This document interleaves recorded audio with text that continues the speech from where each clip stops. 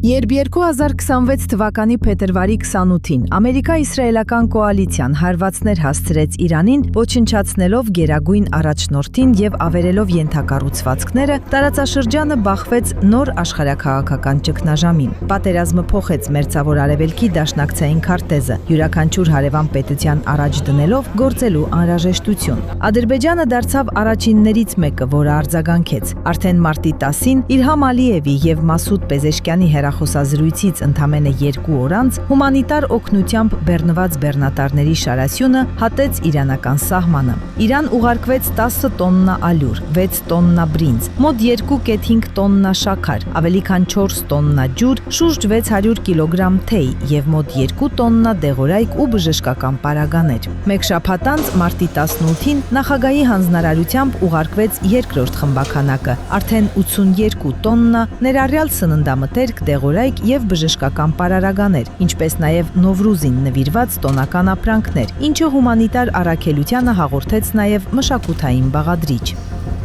Ավելին, Բաքուն առաջարկեց իր տարածքն օգտագործել նաև երրորդ երկրների հումանիտար օգնության տարանցման համար։ Օդային եւ ծովային երթուղիների սահմանափակումների պայմաններում ցամաքային ճանապարհը Ադրբեջանի միջոցով դարձավ կարևոր մատակարարման ուղի։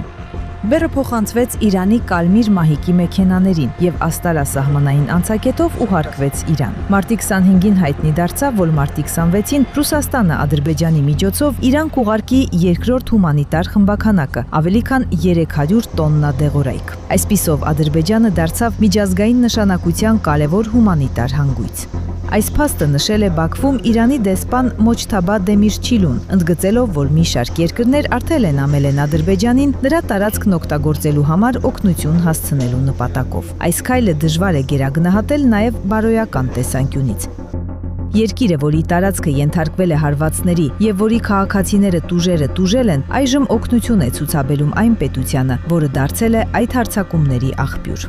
Ոչ պակաս կարևոր էր Իլհամ Ալիևի այցը Իրանի դեսպանատուն Բաքվում մարտի 4-ին։ Պետության ղեկավարը գրառում է թողել ցավակցությունների գրքում եւ հանդիպել դեսպան Դեմիրչիլուի հետ, նշելով, որ միշտ ջերմ հիշողություններով է հիշելու իր հանդիպումները Այաթոլլա Սեյեդ Ալի Խամենեիի հետ։ Իրանի մի շարք գործիչներ, ինչպիսիք են Մեհդի Սուբհանին եւ Էհսան Մովահեդյանը, տարիներ շարունակ սադրել եւ խաթարել են ադրբեջանա-իրանական հարաբերությունները։ Նրանք ակտիվորեն աջակցել են Հայաստանին, հանդես եկել ադրբեջանական տրանսպորտային նախագծերի դեմ եւ ԶԼՄ-ների ու դիվանագիտական ուղիներով տարածել հակաադրբեջանական քարոզչություն։ Առանձին տեղ է զբաղեցնում Սահար TV հեռուստաալիքի գործունեությունը, որը գործում է IRIB կառույցի կազմում։ Այն տարածում է կեղծ տեղեկություններ, ներառյալ վահաբիստական քարոզչության եւ ահաբեկիչներին զենք մատակարարելու մեղադրանքներ, ինչպես նաեւ խթանում է Ադրբեջանում իբր իսրայելական ռազմական նեզմական ներկայության մասին միֆերը։ Պատգամավոր Ջեյհուն Մամեդովը հայտարարել է, որ Սահար TV-ն եւ իրանական ռադիոկայանները վարում են ապակայունացնող գործունեություն։